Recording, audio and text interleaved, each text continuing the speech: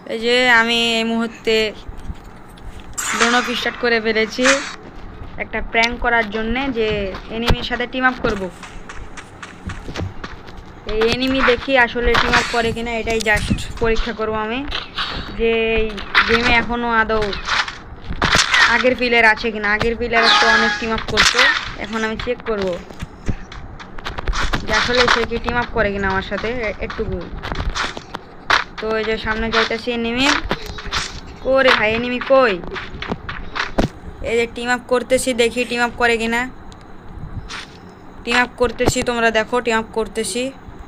এটা যদি আগের প্লেয়ার হয়ে থাকে তাহলে টিম আপ করবেই, কিন্তু যদি নিউ প্লেয়ার হয়ে থাকে টিম আপ করবে না, এটা শিওর হয়ে থাকো।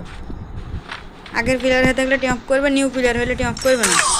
এই যে এটা ছিল নিউ প্লেয়ার ব্রো, এখনকার কেউ টিম আপ করে না।